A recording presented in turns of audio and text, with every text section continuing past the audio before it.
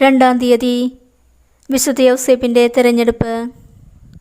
ആദിമാതാപിതാക്കന്മാരുടെ പാപം നിമിത്തം മാനവരാശി പൈശാചികമായ പാരതന്ത്രത്തിൽപ്പെട്ടു.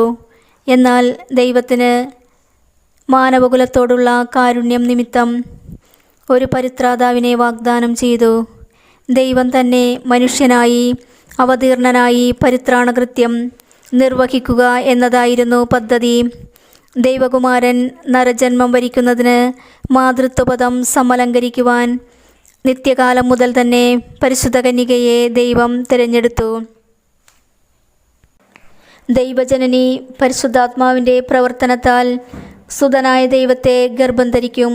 എന്നാൽ അത് ഒരു രഹസ്യമായി പരിരക്ഷിക്കണം. കൂടാതെ ദൈവജനനിയുടെ അഭിമാനത്തെ സംരക്ഷിക്കേണ്ടതും ആവശ്യമാണ്. അതിനാൽ അവൾക്ക് അനുയോജ്യനായ ഒരു വരനെ ദൈവം